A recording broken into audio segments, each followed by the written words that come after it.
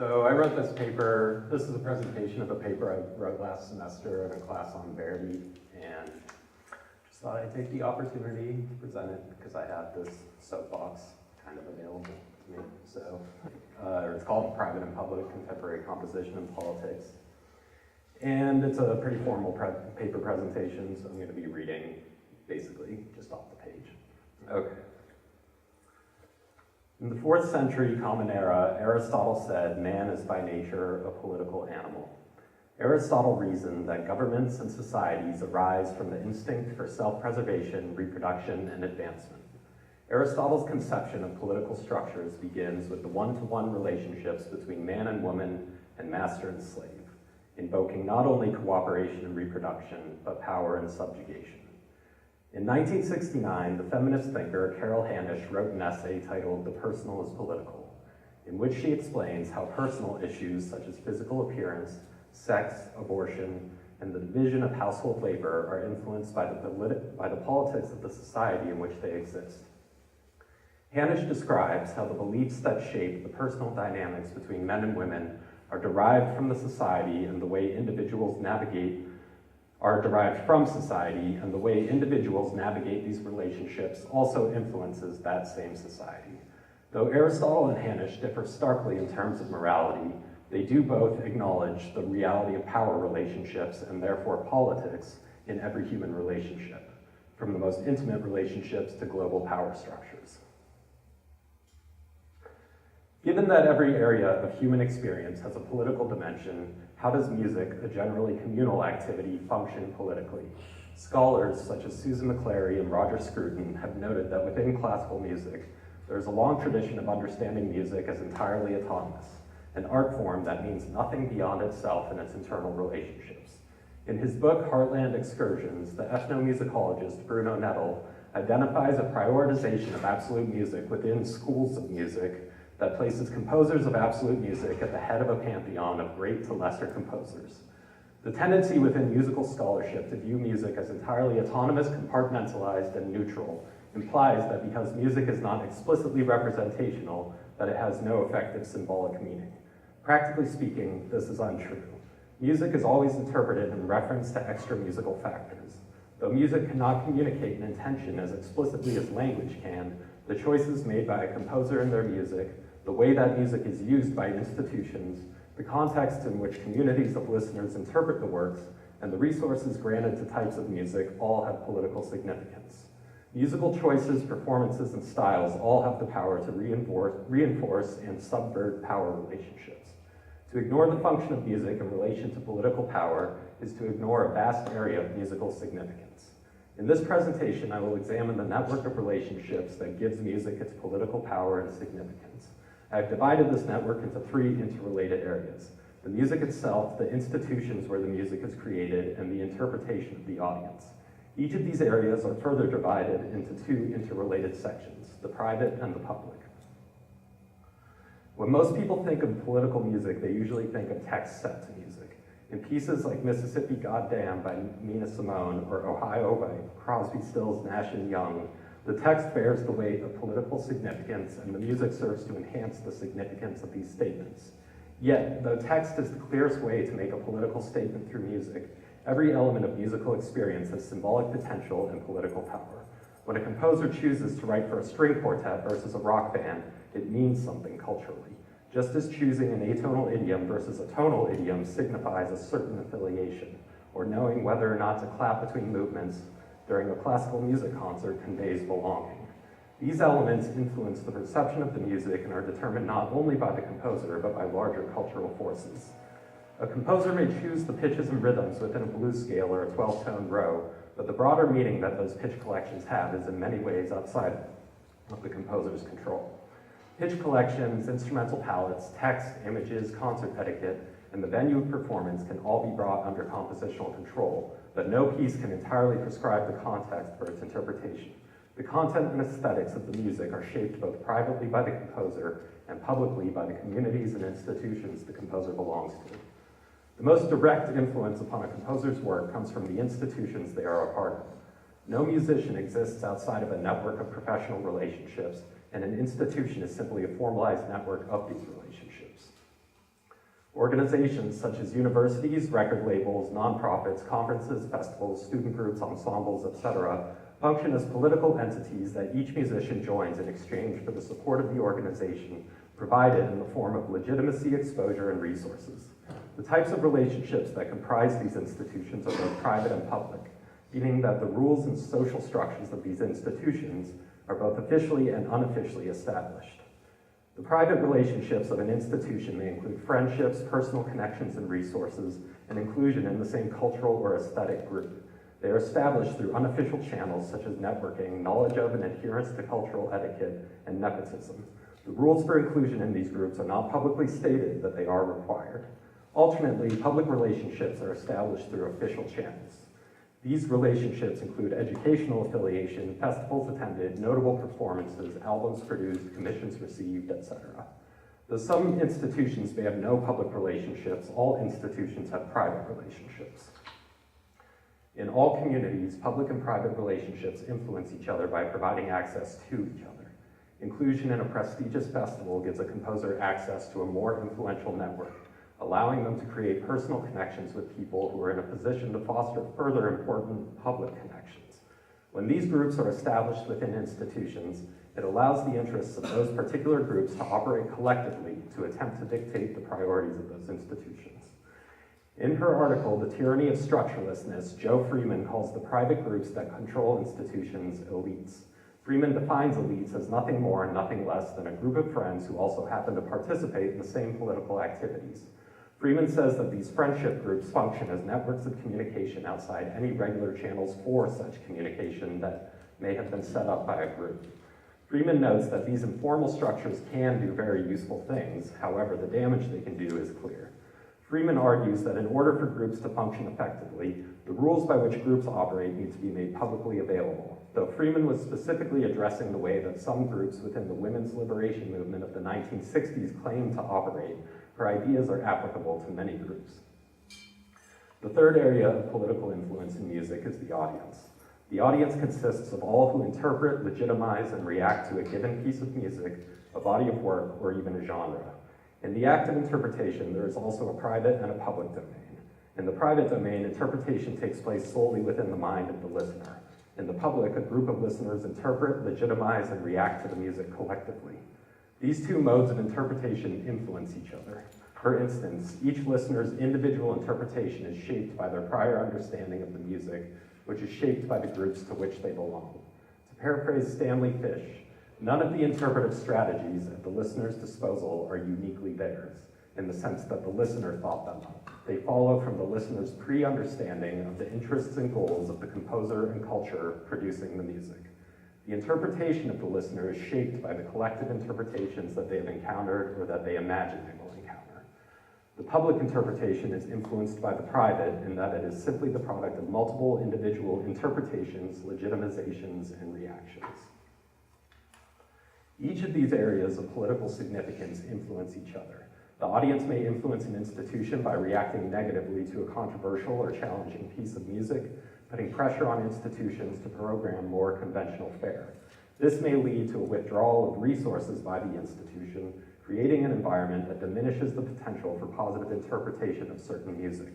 The audience also influences the content of the music through their interpretations and reactions. Though many composers say they do not care what the audience thinks of their music, they do feel obliged to take a stance on the approval of the public in some way or another. This interaction shapes their aesthetic decisions and the music itself. Just as the audience influences the institution, institutional forces have a great deal of influence over the audience. When an institution such as the Met, the New York Philharmonic, or the Grammys decides to program a piece of music, it is a political statement. The programming decisions made by institutions make unequivocal claims that the music they present is legitimate, important, and powerful. This statement conditions the perception of the audience prior to even hearing a note of music. Additionally, the allocation of resources by an institution incentivizes the creation of certain types of music and the perpetuation of that institution's values, as a result shaping both context and content. The way in which the music influences the audience is in one sense straightforward. An audience member or a group of audience members reacts either positively or negatively to a piece of music and either accepts or rejects it. But in terms of political significance, music functions on a much deeper level for an audience member. The type of music deemed legitimate and important by a given person implies cultural, intellectual, and aesthetic affiliations. In society, music is worn as an emblem of identity, suggesting identification with not only the music itself, but with the institutions that produce the music. Music not only creates musical affiliations and loyalties, it recruits new members to the institutions that produced it. The way in which the music influences institutions is similar to the way it influences the audience, but it is less direct. The music is the purported reason for the existence of many institutions. It therefore forms the soul and identity of that institution. The music is absorbed into the institution and in essence becomes the language of that institution. Members are then able to demonstrate their status by speaking that language, naming pieces, composers, musicians, controversies, etc., to signify their commitment not just to the music, but to the culture it represents. These examples illustrate relationships that are quite complex. The dynamics that exist between the music, the audience, and the institution exist in every area of musical life, and they function in many ways not described here. The purpose of this presentation is to understand at a macro level how music functions politically. The implications these ideas hold for contemporary composition are vast. One example of a composer who engages with political realities in the areas I've described here is the Irish composer Jennifer Walshe. Walshe identifies two priorities in her music. The first is that she treats extra musical materials such as dance, theater, film, video, visual art, installation, literature, and stand-up comedy as equally important to the music. The second is that she explicitly acknowledges the reality of the performers producing that music. At the end of her essay, The New Discipline, Walshe says, "Perhaps we are finally willing to accept that the bodies playing the music are part of the music, that they're present, they're valid, and they inform our listening whether subconsciously or consciously, that it's not too late for us to have bodies." Walsh's statement directly refutes the idea of music as autonomous. It acknowledges the reality of the performers, the composers, and the audience members in the music, and she explicitly engages with the multiple ways that we perceive and construct meaning in music. The connection between Walsh's ideas and the ideas of feminist authors and thinkers like Carol Hanisch, Joe Freeman, and Susan McClary is clear. For instance, Hanisch's description of the relationship between personal experience and institutional structures is a clear corollary to the personal act of a performer making music.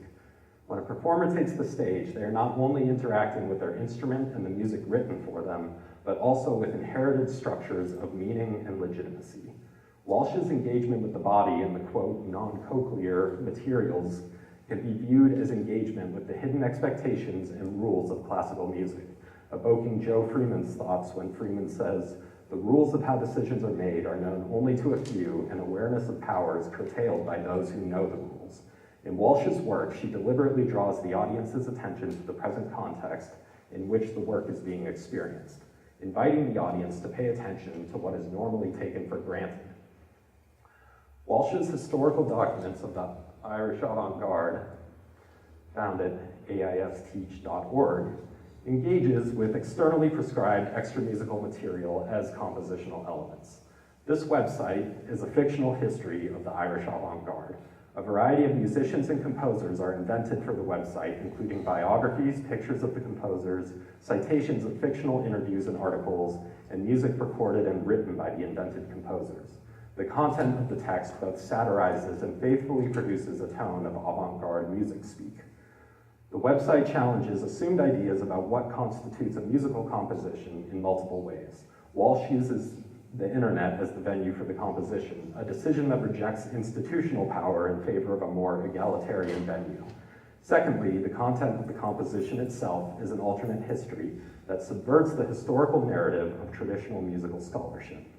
Thirdly, she engages with the very culture that she is a part of by invoking the language and affectations that contemporary composers use to legitimize their work. This engagement with extra musicality shows a keen awareness of the political realities that structure all musical compositions. Walsh's work is easily understood as political music, where the personal is the foundation of the political.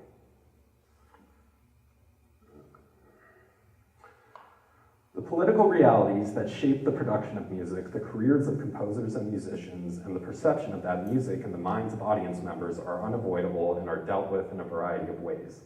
The way an individual composer addresses the structures that shape their music is both personal and shaped by the culture they are a part of. But it is important to be aware that inherited ideas of legitimacy and meaning continue to shape our understanding of music today. Institutional values are not objective realities, but have been shaped through history by the interactions between the music itself, professional networks, and the audience who consumes the music. Our current institutions and perspectives are shaped by these dynamics and must be recognized as such if we are to be fully conscious of the function of contemporary music. These ideas are not static, but are constantly being shaped through the music we write, the relationships we cultivate, and by those who evaluate our music. Awareness of these relationships holds several implications for the field of contemporary music. As composers, we can write music that acknowledges and engages with externally prescribed meanings and symbols. Awareness of what a concert hall communicates, of what concert etiquette communicates to an unfamiliar audience member, or of what the decision to write for flute as opposed to electric guitar means are all important compositional factors to consider. Composers should be aware that political factors such as these symbolize something to an audience member and they symbolize something to an institution. The music composers write is capable of not only challenging audience members, but of challenging institutional assumptions as well. In the area of professional relationships, composers must also be aware of power dynamics. It must be acknowledged that the financial cost and cultural presuppositions of certain opportunities prioritize a type of person with a specific economic and cultural background, and this can have profoundly damaging effects on both the music and society itself. Being aware of the tendency for institutions to pre-select people who conform to the values, norms, and cultural identity of that institution is crucial in creating institutional environments that prioritize equality and creativity. Each member of a given institution has power within that institution. In contemporary composition, the career path generally follows a hierarchy to progressively more power. Faculty members, adjuncts, graduate students, and undergraduate students all have some power, but it is not equal. Each person should acknowledge the power that they have and be transparent about how they exercise it. Power at all levels has the ability to influence the music that is written, the audience that perceives it, and the perceived legitimacy of certain types of music. This presentation has focused on the symbolism and meaning found in music, but the appeal of musical experience is obviously not based solely in concrete communication, but in the ambiguity and freedom for exploration that music offers to the listener. However, allowing audience members to make their own associations and providing them with possibilities for experience is not the same thing as refusing to acknowledge that there is a political dimension and function to all music. It is incumbent upon composers to acknowledge and consider this dimension. The navigation of this question is as much a part of the composition as any other element. These choices are made privately, but they have a public impact. Thank you.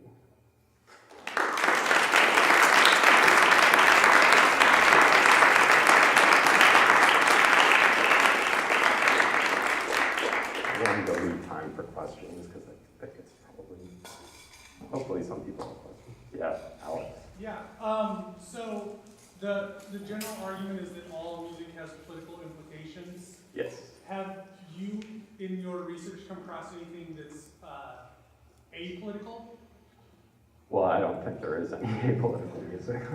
But the thrust of my argument is that there's a tendency within scholarship to see music as autonomous. Like Stravinsky famously said that music is incapable of expressing anything. And when you think about the experience of consuming music, it's not based solely, it cannot be based solely in just a musical experience. We're always understanding it in reference to something that scholars usually call extra musical. And so if you're writing classical music, that means something versus writing rock music or jazz or whatever you're doing. And so while the composer may not have like a political intention necessarily, there's a political dimension to what they choose to do. It's part of the society and the culture that they're in. And as composers, I think it's extremely important that we're actually aware and treat that just as seriously as any other parameter of a composition. Does that answer your question? Okay. Anybody else? I was wondering if in your research you ran into a power greater than itself. Urge Lewis is what about the AACM? I've heard of it, but I haven't read it. It might add another kind of perspective on this. Cool, yeah. It's very, That- very important point of view that you put forward. Thanks. Yeah, this is certainly not comprehensive in terms of politics. Most of this is my personal reasoning, and then I found a few articles to sort of bolster my points, but I won't make the claim to be. The history of creative music and that whole cultural direction is that it was having to engage with issues that are coming from a relatively powerless place Right. to a very powerful hegemonic music culture. And a lot of the kind of musical aesthetic directions that came out of that are very different, but nevertheless can engage with the ones that we're dealing with here. And so, yeah, I think the next step is to figure out how, in more detail, it affects what people write, the context in which it's written in terms of power and institutional authority. Yeah, I mean, it could be a book, and this could maybe just be the introduction. Yeah, I'm familiar with the AACM, and I think I definitely appreciate that. Yeah. I'm wondering how long you've been kind of aware of this idea of politics and music and how it's affected your own work. I think it kind of started with my introduction to music when I got into punk music. I mean, that's how I started liking music. When I mean, I didn't play music or anything like that. I was just like a 14-year-old, like, I don't know, troublemaker or whatever, but, you know, anti-authority. And I guess I've just always thought of music having a political function, but when I was in, you know, like a punk scene or whatever, it really struck me how people start to like accumulate music as like emblems of identity and how they use that to basically like, you know, either say you're a poser or you're legitimate. And so I think just those same dynamics, as I've been, you know, growing up as a musician and a composer, have been thinking about how does that work? Because those dynamics are at play in every musical culture. And so I think those thoughts have been happening for a while, but it took me a while to formalize them. Yeah. Maybe that's the last question, so do we have? Yeah. How does this apply to not just composers, but musicians at large? That's a good question. In terms, I mean, I can't speak too much to performing musicians in the classical environment because I wasn't.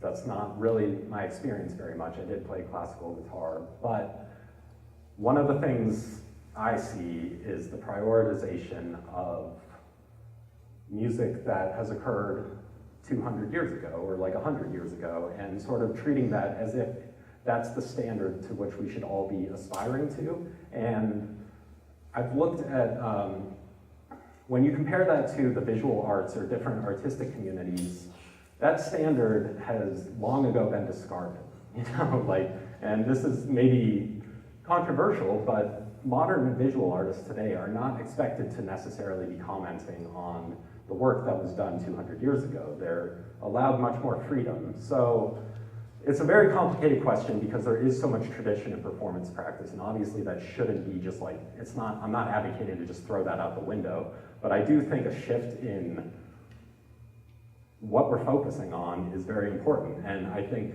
to me, the more important thing to focus on is contemporary life, contemporary culture. And focusing on an older culture really does reinforce ideas and values and norms from that culture. So it's a long question. I don't want to go on too long, but I can talk to you about it later. Thank you. All right, thank you.